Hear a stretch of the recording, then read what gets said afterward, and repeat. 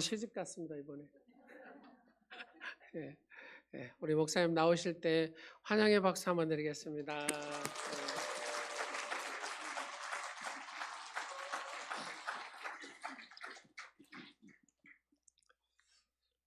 안 해도 될 말씀을 하셔가지고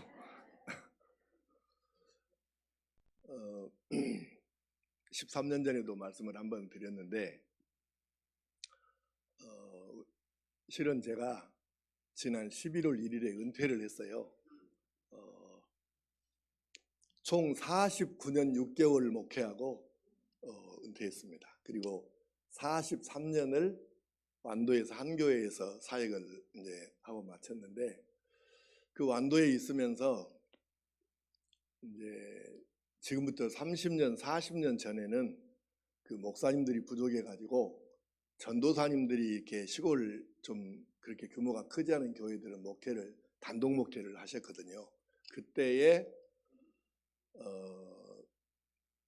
많은 그 교회에 제가 당회장을 하면서 전도사님들 이렇게 돌아보고 이렇게 했었는데, 그 많은 전도사님들 중에 두 사람이 눈에 들어왔어요. 그래서 두 사람에게 우리 이제 나오고 제 아내하고 우리 아내도 여기 와 있는데, 제 아내하고 둘이 얘기를 하면서 저 오창주 전도사하고 염규석 전도사는 어디다 던져놔도 목회를 아마 잘할 것이다, 그렇게 이야기를 했었거든요. 근데 그때 그렇게 말했던 것처럼 영락없이 딱 그대로 우리 오 목사님 목회 잘하시고, 저쪽에 가면 세움교회라고 염규성 목사님이라고 있는데 둘이가 완도에서 전도사로 사역했던 분들 중에 가장 목회를 열심히 충실하게 잘하시는 그런 목사님들이 되셔서, 우리 오 목사님은 사실 우리 자랑거리죠. 교회에 어려움이 있어도 끝끝내 교회 지켜내고, 그리고 헌신적으로 아주 끈기 있게 이렇게 교회를 열심히 목회하시면서 오늘의 이만한 교회 이제 안정기에 접어들었고 성장하고 성숙할 일만 남은 교회인 줄로 믿습니다. 이렇게 좋은 교회를 만드신 우리 사랑하는 오창주 목사님께서, 사실 저는 별 볼 일이 없어요. 오죽하면 섬에서 43년을 살았겠습니까? 그런데 이렇게 어떻게 이쁘게 봐주셔서 올 때 이렇게 일일 집회에 불러주셔서 감사하고, 여러분 13년 만에 다시, 근데 내가 잘 모르지만은 얼굴이 커. 그때 저 본 저를 기억하는 사람 손 한번 들어보세요. 내 생각이 맞아. 거의 없어. 그래서 여러분들도 좋은 교회 만들어가는데 함께 힘쓰고 애써 주셔서 감사하고, 그래서 오늘 이런 생각들을 모아서 여러분을 축복하는 마음으로 하나님의 말씀을 함께 나누고자 합니다. 짧게 기도하겠습니다.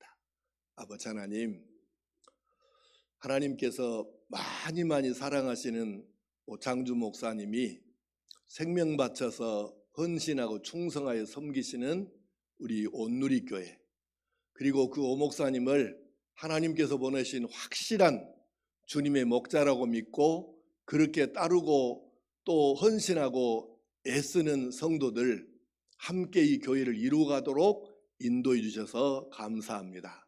하나님 사랑하시고 사용하시는 교회인데 부족한 종이 이제 말씀 단위에 섰사온즉 성령님 함께 하시면 말씀이 능력이 되지만, 성령님 함께하지 아니하시면 마른 막대기만 또 못한 미천한 종입니다. 이 시간 온전히 맡겨드리오니 성령님 사용하여 주시옵소서. 하나님의 음성을 들을 수 있게 하여 주시옵소서. 주 예수님의 이름으로 기도하옵나이다. 아멘. 바울 사도는 스스로 이렇게 말했습니다. 내게는 우리 주 예수 그리스도의 십자가 외에 결코 자랑할 것이 없으니. 여러분, 그러면 바울 사도가 정말로 자랑할 것이 아무것도 없어서 이렇게 했을까요? 아니에요. 바울 사도는 요즘 사람들이 즐겨 쓰는 단어 스펙이라는 기준으로 보게 되면 이스라엘 모든 백성들 국민 전체 가운데에 이런 스펙을 가진 사람이 학자들의 연구에 의하면 100명도 안 되는 거예요. 왜냐하면 그가 빌립보서 3장 5절에 이렇게 말했습니다. 나는 8일 만에 할례를 받고 이스라엘 족속이요 베냐민 지파요 히브리인 중에 히브리인이요 율법으로는 바리새인이요 열심으로는 교회를 박해하고 율법의 의로는 흠이 없는 자라. 거기에다가 가말리엘의 제자이죠. 가말리엘은 요즘으로 말하면은 서울대학교 정치외교학과나 법학과나 이런 정도 되는 이스라엘의 최고의 선생님입니다. 그 가말리엘의 제자인 거죠. 로마 시민권을 가지고 있습니다. 그 당시에 로마 시민권은 요즘에 미국 시민권, 러시아 시민권, 중국 시민권 가진 것보다 더 센 게 로마의 시민권이에요. 근데 바울 사도는 이것도 가지고 있어요. 그것도 아버지 때부터. 그다가 부자에다가 이런 정도 스펙을 가진 사람이 이스라엘 천지에 100명도 안 된대요. 이건 내 말이 아니고 학자들의 연구에서 나온 결과입니다. 그런데 자랑하려고 생각하면 10손가락이 부족할 정도인데 이 사람이 말하기를 내게는 우리 주 예수 그리스도의 십자가 외에 결코 자랑할 것이 없다. 왜 그렇게 대단한 바울 사도가 이렇게 말을 했을까요? 그동안 이스라엘 사람들은 바울 사도도 똑같이 해왔는데 죄 때문에 우리가 왜 구원받지 못하느냐, 왜 천국까지 못하느냐, 죄 때문이다. 이것을 아주 아기 때부터 철저하게 배웠고 몸에 배웠고 마음에 새겨졌습니다. 우리가 왜 구원받지 못하냐, 죄 때문에. 그래서 이 죄를 씻기 위해서 하나님께서 어떻게 해주셨어요? 레위기에 보면 구약성경 창세기, 출애굽기, 레위기 세 번째 책 레위기가 5가지 제사를 우리에게 알려주시면서 이 제사를 통해서 죄의 문제를 해결해라 하신 거예요. 그 5가지 제사는 번제, 소제, 화목제, 속죄제, 속건제라고 하는데 제사 원리를 간단하게 조금 설명해 드릴게요. 자, 어떤 사람이 죄를 지었어요. 아이고, 내가 또 율법을 어겼네. 이거 어떻게, 우리 전라도 말로 어째서 썼구나. 또 죄를 지어버렸다. 그러면 이제 배운 게 뭐냐면, 그러면 양을 한 마리 가지고 가서 제사장에게 드리고 네 죄를 고백하고 죄 씻음에 제사를 지내야 된다. 이렇게 배운 거예요. 제사의 기본이 이거예요. 그런데 부자는, 돈 많은 사람은 송아지를 가지고 가서 제사를 드릴 수 있고 그 조금 밑에는 양이나 염소를 가지고 갈 수 있는 거예요. 아주 찢어지게 가난해서 어려운 사람은 비둘기를 가지고 가고 그것도 안 되는 사람은 곡식을 가지고 가는 거예요. 근데 기준이 뭐냐면 양이에요. 그래서 양 한 마리, 흠 없는 양 한 마리를 가지고 가서 제사장에게 이제 바치면서 이렇게 얘기를 합니다. 제사장님, 제가 죄를 안 지었어야 되는데 또 이렇게 살다 보니까 이런 죄를 짓게 되었어요. 이 죄를 씻어야 되겠으니 이 양을 받으시고 제 이름으로 제사를 드려주시고 제 죄가 씻음 받게 해주십시오. 그러면 이제 제사장이 오케이 하고 양을 이제 제단으로 가지고 가서 양을 잡는데요. 이거 잘 들으셔요. 우리가 만약에 예수님이 아직 이 땅에 안 오셨더라면 우리도 이런 식으로 지금 제사를 드려야 되는 거예요. 그래서 제사장이 먼저 양을 죽여야 될 거 아니에요. 그래서 양을 이제 급소를 찌르는 거예요. 그러면 빨리 단시간에 빨리 죽여야 되니까 급소를 팍 찌르는데 그때 양이 주인님 감사합니다. 저 같은 양이 무엇이라고 우리 주인님의 죄를 대신해서 죽일 수 있는 영광을 주시니 너무너무 감사합니다.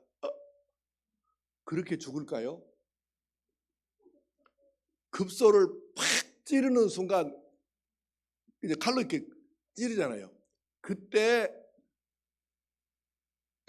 여러분 다 한번 성가대 한번 신용을 한번 내봐. 여러분이 양이요. 제사장이 이렇게 팍 급소를 찔렀어. 자, 시작. 이렇게 했겠어요. 그러니까 짐승이든 뭐든 급소를 갖다가 이렇게 칼로 찌르는데 얼마나 그때 지르는 비명을 단말마의 비명이라고 그래. 그러니까 양이 지도 모르는 순간에 비명이 나오는데 이 소리가 나오는데 이 소리를 듣는 그 죄 지은 사람이 양을 가지고 간 그 집사라고 합시다. 김 집사가 그 소리를 찌를 때 이 소리 들을 때 어쩔까요? 지가 더 놀래. 양보다. 그래서 그 비명 소리를 들으면서 그러니까 나 이 죄를 안 지으려고 그러는데 이러면서 죄를 지을 생각을 버리고 그리고 이제 제사를 다 제사장이 맞춰주면 그리고 이제 제사장이 양을 찌르기 전에 이렇게 기도해요. 먼저 양의 머리에다가 제사장이 안수 기도를 해요. 안수할 때 이렇게 기도합니다. 하나님 아버지, 누구 집사가 이런 죄를 지었답니다. 그래서 이 죄를 씻음 받기 위해서 양을 가져왔사온즉 이 김 집사의 죄를 이 양으로 옮겨주시고 이 양이 죽을 때 김 집사가 죽은 것으로 쳐주셔서 김 집사의 죄를 씻어 주시옵소서. 이렇게 하고 칼로 찌르는 거예요. 그러면 이 김 집사가 자기가 가지고 간 양이 죽을 때 그걸 이제 비명을 들었으니까 각심을 해가지고 다시는 내가 이놈의 죄 안 지어야지 큰일 나갔다 이 생각을 하고 오는데 살다 보면 또 죄를 지어요 안 지어요? 이게 문제예요. 그러면 또 이제 양 한 마리 다시 가지고 와서 또 제사를 지내요. 근데 이것이 5번, 10번 반복되다 보니까 김 집사 생각이 뭔 생각이 드냐면 마음속에 이제 오늘 제일 큰 죄를 또 하나 지었어. 그럼 뭔 생각을 하냐면 에이씨 또 양 한 마리 죽었네. 에이씨. 그러고 또 죄를 지으면 양 한 마리 바치면 되지 뭐. 이래가지고 습관적으로 죄 짓고 습관적으로 양을 가지고 와서 제사를 지내는 거예요. 자, 질문하겠습니다. 첫 번째로 김 집사가 양을 가지고 왔을 때 비명소리 나 놀래가지고 어쩔 줄 몰라. 그때 그 심정이면 하나님께서 그 제사를 받으실까요? 안 받으실까요? 받으시죠. 그런데 10번 막 이렇게 해가지고 또 죄 지을 때 에이 양 한 마리 바치면 되지 뭐.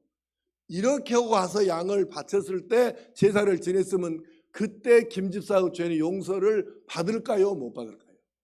그게 문제인 거예요. 모든 이스라엘 사람들이 죄를 똑같이 반복적으로 짓는데 나중에는 죄에 대한 경각심이 없어가지고 두려운 생각이 있는 것이 아니라 양 한 마리 바치면 되지. 그래서 결국 제사가 하나님께서는 우리를 구원해 주시려고 제사 제도를 세워주셨는데 결국은 모든 사람들에게 제사가 효과 없는 제사가 되어버렸다 그 말이에요. 그래서 바울 사도도 이놈의 죄를 어떻게 해야 되냐, 양을 잡아 바쳐도 소용이 없고 그런 고민 속에 있을 때 그가 처음에는 예수님을 이단자로 보았는데 그가 다메섹으로 또 예수 믿는 사람 잡아서 죽이기 위해서 체포하려고 체포영장 가지고 가다가 다메섹은 요즘 시리아의 다마스커스예요. 요즘의 다마스커스는 그게 바로 성경에 나오는 다메섹이에요. 그 다마스커스로 가다가 예수님을 만나가지고 회개해서 광야로 3년 동안 가가지고 거기서 영적으로 훈련받고 이제 우리가 아는 그런 바울사도가 되는 거죠. 그래서 바울사도가 왜 그렇게 자기 스펙이 뛰어난데도 불구하고 자기는 다 쓸데없다, 아무것도 내게는 자랑할 오직 예수 그리스도 십자가 이것 말고는 자랑할 것이 없다. 왜 이렇게 말했느냐? 자기가 살아보니까 적어도 내 죄를 씻어서 구원받는 데에는 가말리엘도 소용없고 율법도 소용없고 지식도 소용없고 로마 시민권도 소용없고 도대체 죄를 씻어서 구원받는 데는 아무 쓸모가 없더라. 그러니 그까짓 것을 어디에 쓰냐 그 말이에요. 여러분 구원이 얼마나 큰가. 우리가 죄 때문에 천국 못 가고 지옥 가는데 이 죄를 씻어서 만약에 천국 가는 방법이 있다고 하면 누가 그걸 안 할 사람이 어디 있겠습니까? 그러니까 바울 사도가 직접 경험을 해보니까 세상에 벼슬도 돈도 건강도 지식도 시민권도 어떤 것도 구원받는 데는 아무런 효과가 없더라. 일도 효과가 없더라. 이것을 깨달았는데 그가 예수님을 만나고 보니까 아무짝에도 쓸모없었는데 예수를 영접하고 나의 구주로 믿는 순간에 죄는 씻음받고 하늘나라의 생명책에 이름이 기록되고 구원받는다는 사실을 깨달았을 때에 그가 지난날 자기도 베냐민 지파이고 가말리엘의 제자고 로마 시민권이고 이런 걸 자랑으로 삼고 살았어요. 그런데 예수님을 영접해서 구원받고 보니까 그까짓 건 아무짝에도 쓸모가 없는 거예요. 그래서 분토처럼 버려버리고 오직 나는 예수님과 예수님이 달려주신 십자가 말고는 자랑하지 않고 살겠다. 이렇게 결심을 했던 것입니다. 사랑하는 성도 여러분, 우리가 받은 구원이 어떤 것인지를 정확하게 알고서 살아야 돼요. 그게 예수 믿는 사람 그리스도인이에요. 내가 받는 구원이 어떤 것인지를 모르고 살면 너무 이건 안타까운 거예요. 그 얘기를 조금 해봅시다.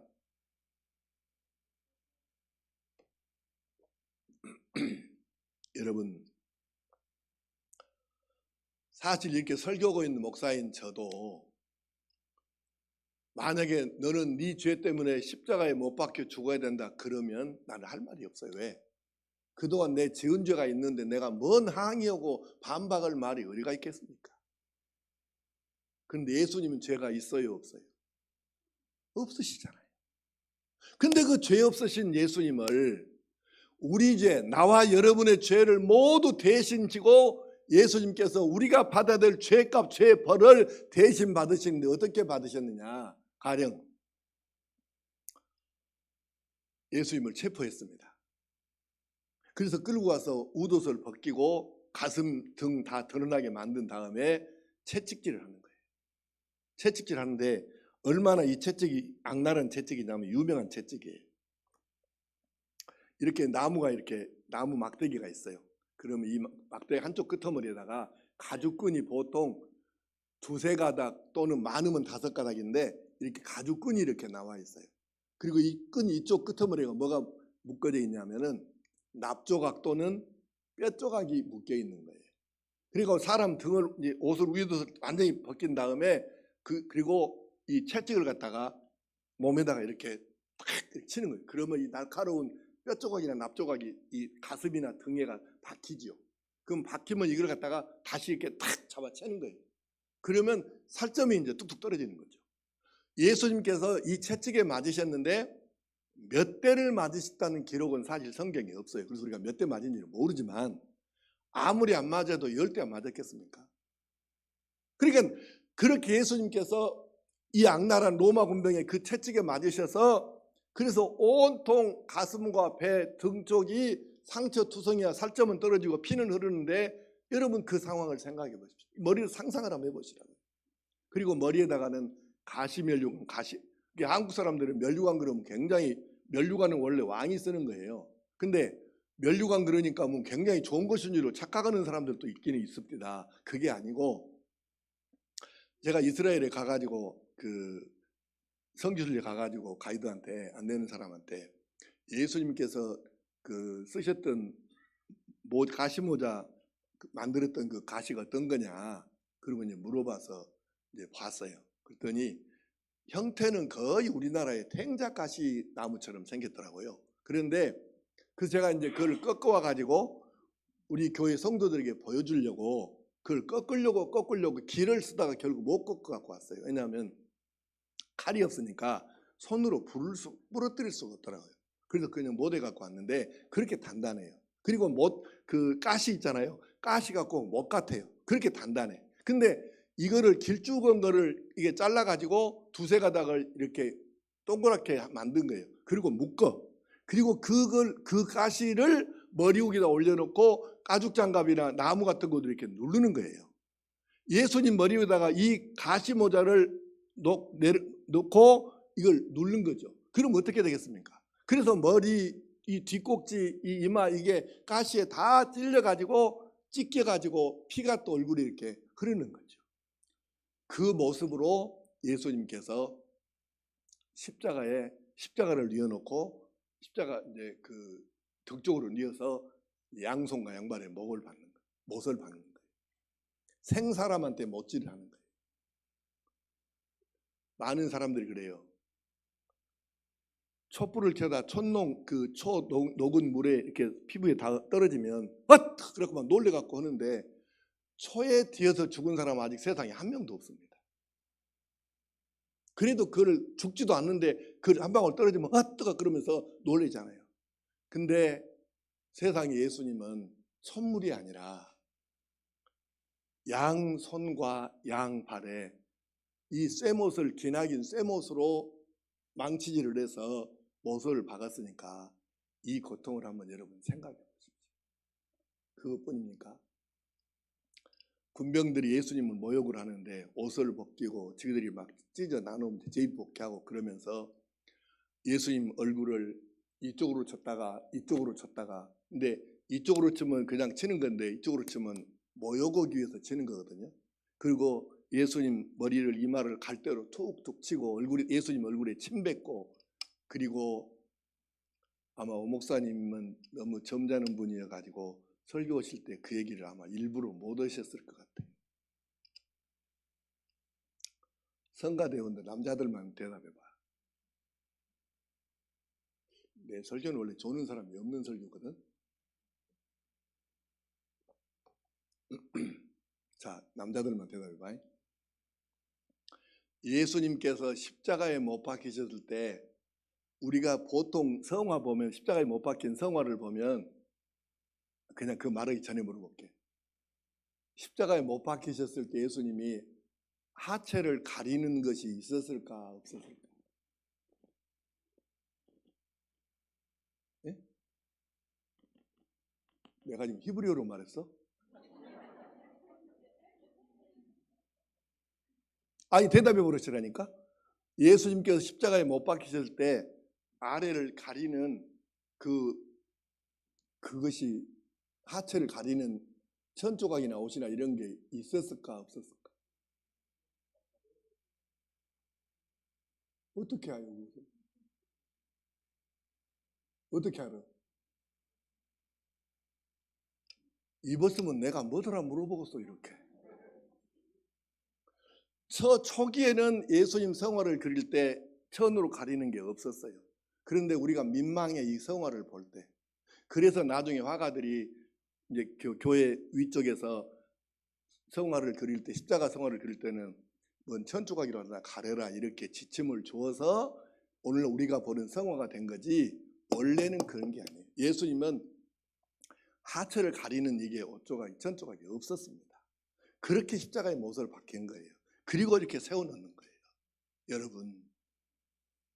여러분은 그냥 내가 지금 하는 설교를 이 말을 그냥 이렇게 듣고 있지만 여러분이 예수님이라고 생각해 보셔요. 그렇게 가슴판, 등판 다 이게 살점 떨어져서 피는 줄줄 흐르고 머리에도 마찬가지고 양손과 양발에 못은 박혀도 고통은 극에 달하는데 거기다가 수치심을 주기 위해서 옷도 벗겨놓고 십자가에 못 박아 두었는데 여러분이 한번 예수님이라고 내가 예수다 생각하고 한번 그 장면을 생각해 보시라고요. 이 수치, 이 부끄러움, 이 모욕감을 어떻게 뭔 재주로 감당하겠습니까? 근데 세상에 그렇게 딱 십자가를 세워놓고 죽기를 기다리는 거예요. 요세푸스를 비롯한 당시 역사가들이 기록해 놓은 그 기록물을 보니까 보통 24시간 이쪽 저쪽 만에 숨이 끊어진다 그래요. 근데 예수님께서는 몸이 당시에 허약하신 상태여서 6시간 만에 운명하셨습니다. 근데 그때 당시에 상황을 기록했던 전승 기록들이 좀 남아있는 게 있는데 많지는 않아요. 남아있는 게 있는데 그걸 종합해 보니까 이런 특징이 있는 거예요. 십자가에 못 박혀 죽은 사람은 예수님만 있는 게 아니고 그 당시에 로마에 항거하고 독립운동하고 이랬던 정치범들은 대부분 십자가에 못 박혀 죽습니다. 그러니까 예수님 말고도 십자가에 못 박혀 죽은 사람이 당시에는 꽤 많이 있었다는 뜻이에요. 그런데 그들을 보면서 의문이 생긴 거예요. 죽은 다음에 이제 사람이 숨이 끊어진 거 확인되면은 십자가를 이렇게 다시 뉘어가지고 사람을 이제 못을 이렇게 해서 이제 끄집어 내리는데, 이상하게 십자가에 못 박혀 죽은 사람들은 입에서 피가 흐르는 거예요. 피가 흘러나와. 아니 그러면 얼굴을 치는 게 아닌데 왜 입에서 피가 나오냐 궁금해서 군인들이 나중에 숨진 다음에 입에다가 뭘 이렇게 강제로 넣어갖고 이렇게 벌려보니까 세상에 자세히 보니까 입 안에 부러진 이빨이 한두 개, 두세 개가 나오는 거예요. 십자가에 죽은 사람들이. 왜 그런 줄 아세요? 너무 고통이 심하니까 이빨을 막 물고 막 그렇게 막 참 좀 견뎌보려고 이렇게 하다가 보니까 이빨이 안에서 부러져버린 거예요.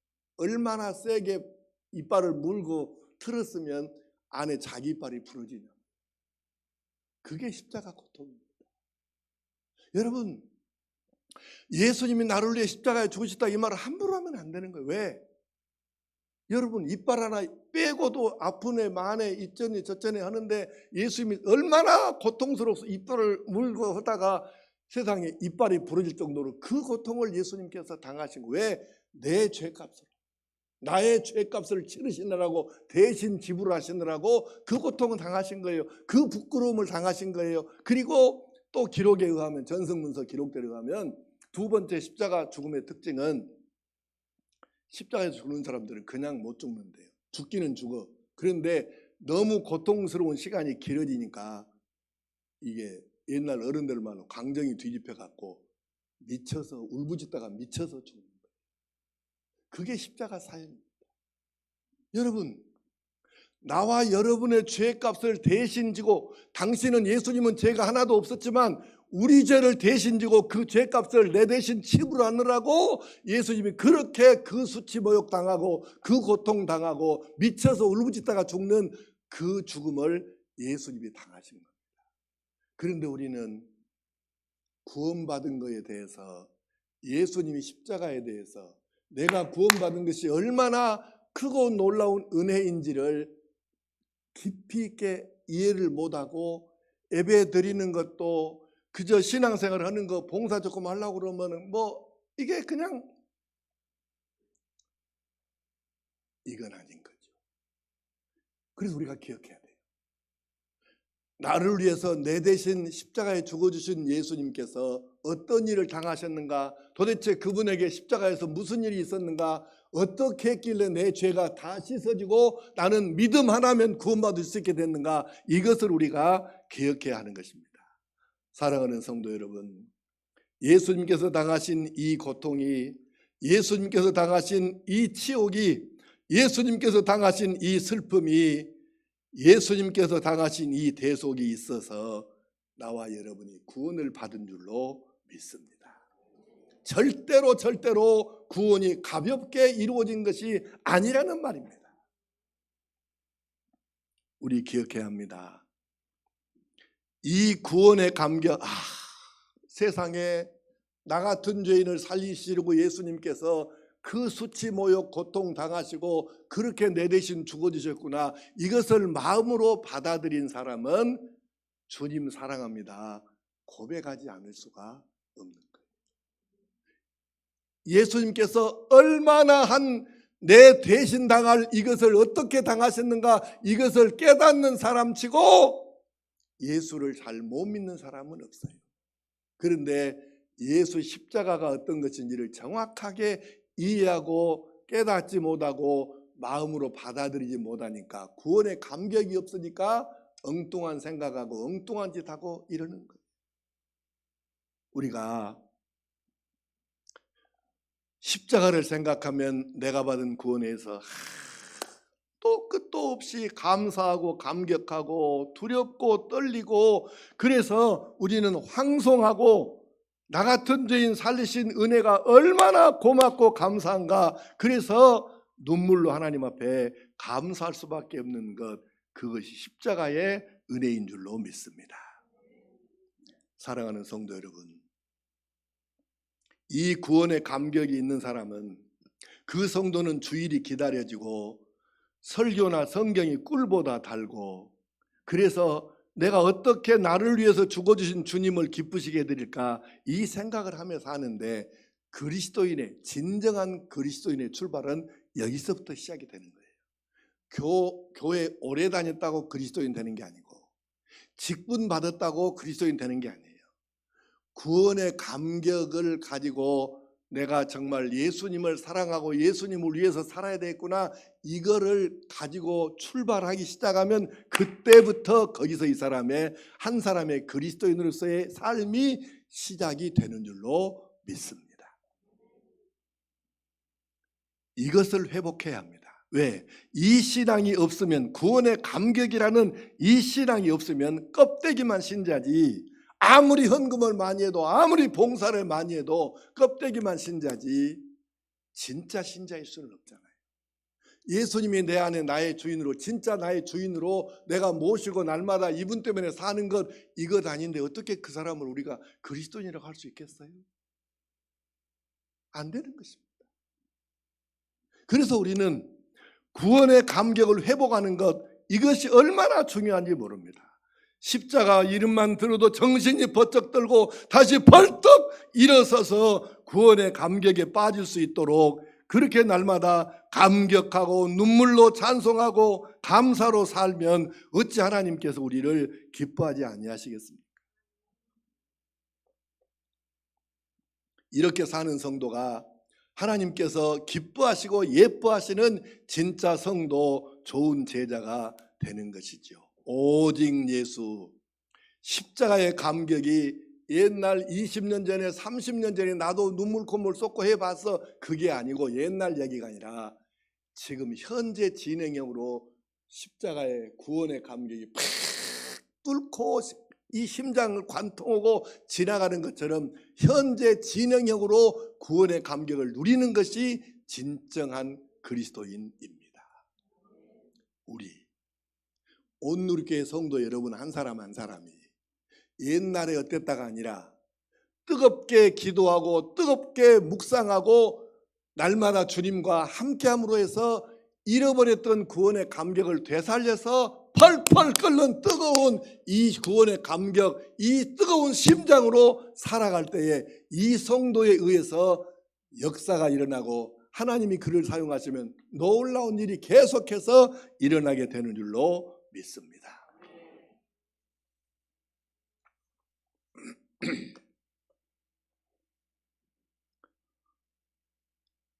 사랑하는 성도 여러분, 오늘 주일 낮 예배이기 때문에 제가 설교를 길게 할 수는 없습니다.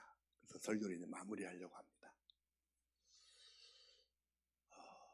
제가 한 사람의 얘기만 하고 마무리하고 2시에 또 집회가 있으니까 그때 또 말씀 나누도록 하겠습니다. 제가 오 목사님 다니신 학교, 호남신학교를 저도 다녔어요.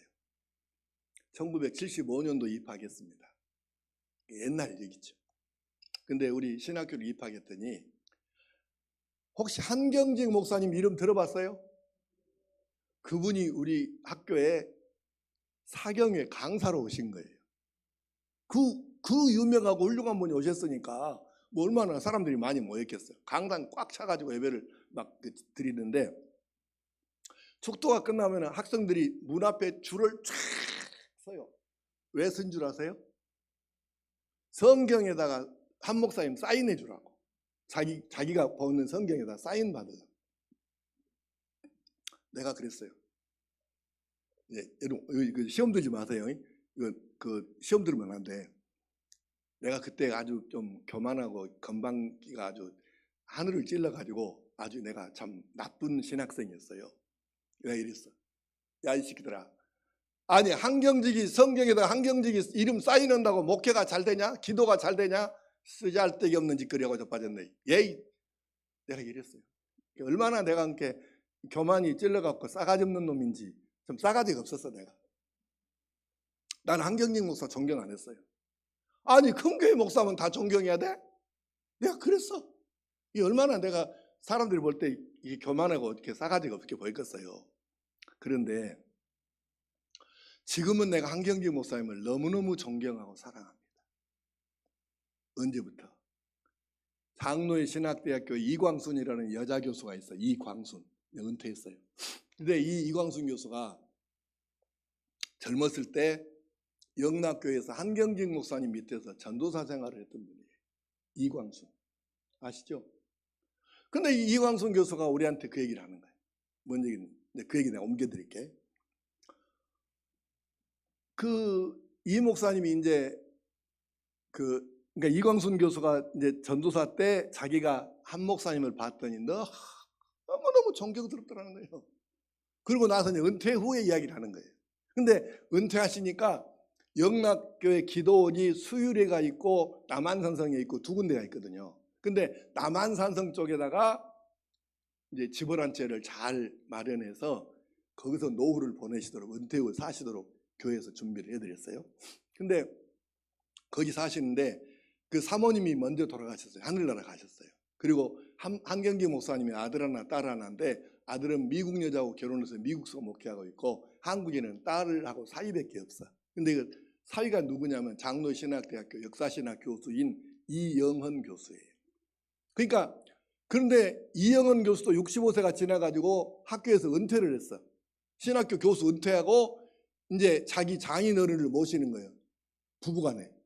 그런데 한 목사님이 나이가 75세가 넘어지니까 70대 은퇴하셨는데 75세가 넘어지니까 치매기가 온 거예요.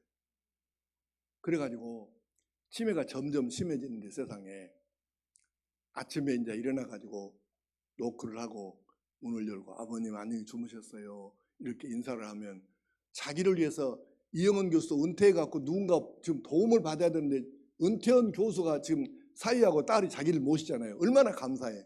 그런데 세상에 문 열고 안녕히 주무셨습니까? 이렇게 인사하는 딸이나 사위에게 한 목사님이 누구신가? 누구냐고. 얼마나 슬프겠어요. 그러니까 참 가슴 아픈 얘기죠. 그렇게 훌륭한 목사님이 이제 나이를 못 이겨서 치매에 걸렸으니까. 그런데 세상에 치매가 걸렸는데 이게 이제 반복되는 거예요. 반복된 경험 속에서 그러니까 치매 걸린 부모를 왜 우리가 못 모시냐면 24시간 치매면 다 모실 수 있어요. 왜냐하면 아무리 힘들어도 치매인게 그러지 이렇게 생각하고 모실 수 있거든요. 근데 치매 환자들은 완전히 말기 안 가면 이런 거예요. 치매였다가 정상이었다가 치매였다가 정상이었다를 하루에도 여러 번 반복을 하니까 지금 상태가 치매인지 아닌지를 모르는 거예요. 일반인들은 몰라. 나나 오 목사님은 알아. 뭐 어떻게 알아요? 눈을 동자를 이렇게 한번 딱 시선을 마주쳐 보면 동공이가 이게 나타나거든요. 그러니까 귀신 들렸던 사람, 간질 알았던 사람, 그리고 치매 환자 이 사람들은 옛날에 해갖고 나섰어도 몇십 년 지났어도 동공이가 자취가 남아요. 그러니까 우리는 보면 딱 한 번 부딪혀 보면 옛날에 좀 아팠구만 이게 이제 알아져. 그런데 일반인들이 어떻게 알아 그거를? 그러니까 지금이 치매인지 아닌지를 일반인들은 모르는 거죠. 그래서 못 모시는 거예요 부모를. 근데 그 한 목사님이 치매가 심한데 사위하고 딸이 모시다가 이걸 깨달았어요. 치매였는데 지금 치매 상태인데 대화를 하다가 예수님, 예수 이렇게 말하는 것이 귀에 딱 전달만 되면 눈빛이 정상으로 돌아오는 거예요. 내가 이 얘기를 듣고 얼마나 충격을 받았는지 몰라요. 왜? 치매가 어떤 건지를 내가 잘 아니까. 그런데 한 목사님이 평소에 설교하실 때 뭔 얘기를 모든 목사님들이 자기가 주로 자주 사용하는 문구가 있어. 근데 한 목사님이 이 말씀을 자주 하신 거예요.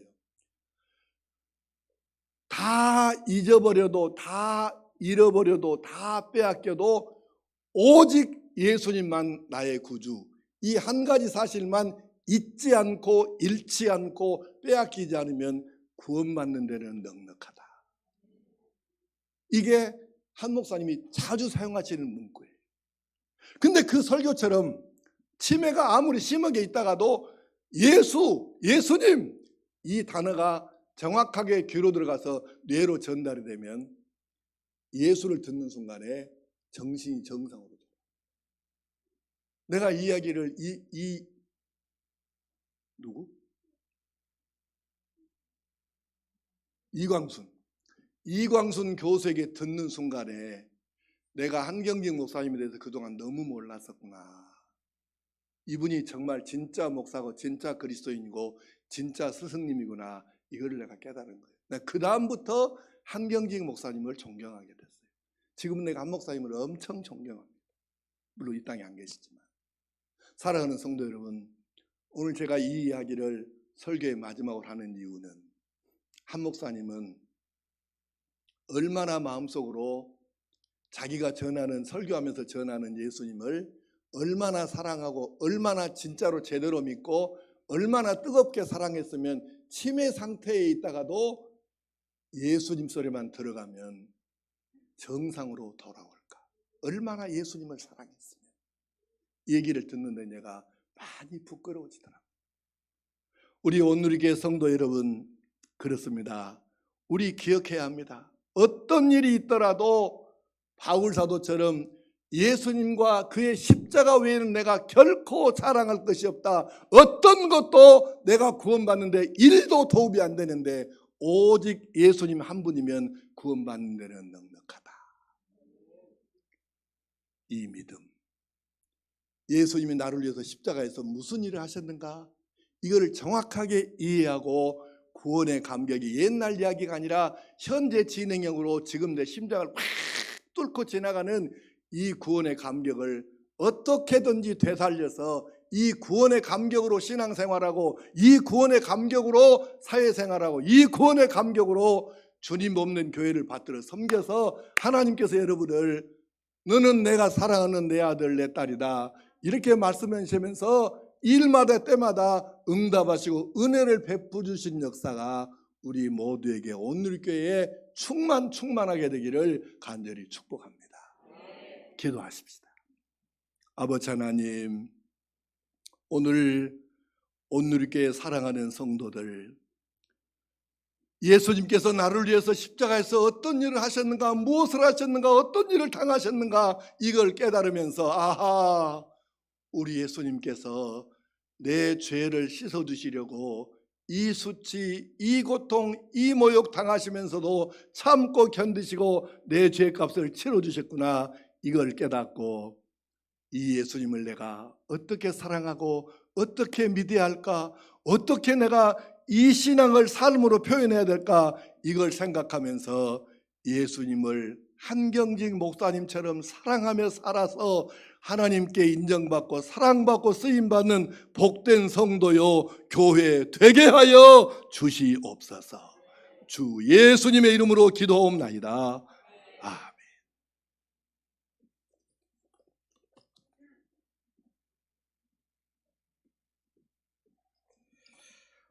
다 일어나셔서 십자가 우리 찬양드리겠습니다.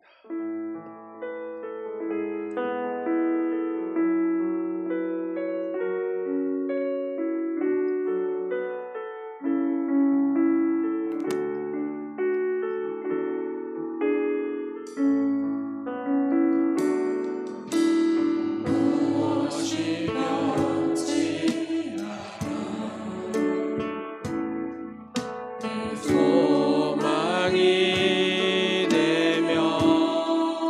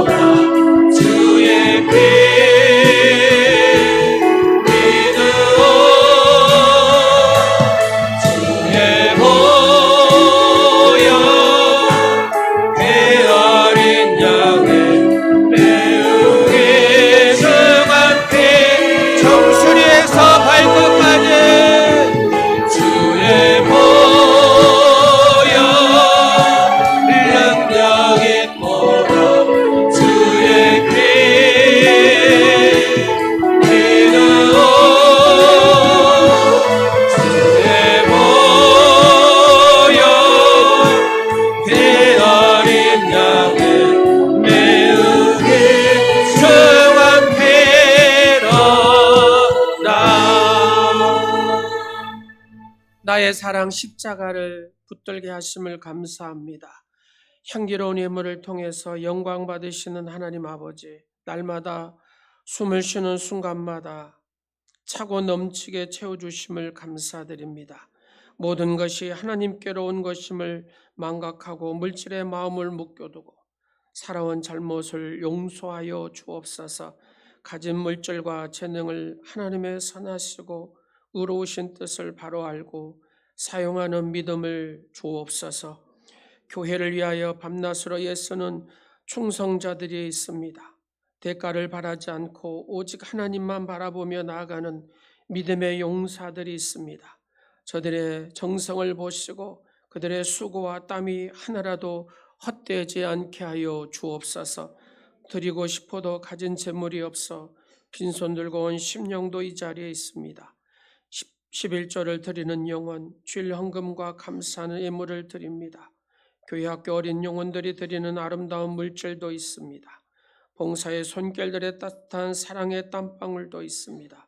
주여 받아 주시옵소서. 드릴 물질이 없어서 드리지 못한 성도들에게도 주님이 친히 그들의 마음을 위로하여 주시고 그들에게도 물질의 축복을 허락하여 주옵소서. 받은 바 은혜에 감격하여 주님께 물질로 헌신하는 기쁨을 누릴 수 있도록 한없는 복으로 채워 주시옵소서. 오늘 사랑하는 딸 박주연 귀한 딸을 보내주셔서 감사합니다. 귀한 딸이 하나님의 복된 자녀로 또 오늘이 교회 스펀지에 물이 스며들듯이 아름답게 스며들어 아름다운 온누리의 공동체가 되게 하시고 귀한 가정과 모든 삶의 복의 복을 더하여 주옵소서. 물이 바다를 덮음같이 하나님의 풍성한 은혜가 임하게 하옵소서. 우리 주 예수 그리스도의 이름으로 축복하오며 지금은 우리의 죄를 대신 지시고 십자가에서 피 흘리신 예수 그리스도의 은혜와 만유의 주 되신 하나님 아버지의 크신 사랑하심과 주님의 사랑을 입고 실천하기로 결심하며 나아가는 사랑하는 성도들 머리 위에와 성령의 교통하심이 또 예배드리고 새로운 각오로 한 주를 헤쳐나갈 성도들과 그의 가정과 교회 위에 나의 사랑의 십자가 구원의 감격을 가지고 살기로 다짐하며 결단하는 사랑하는 성도들 머리 위에와 가정과 모든 삶 가운데 교회 위에 이제로부터 영원토록 함께 하옵시기를 간절히 축원하옵나이다. 아멘.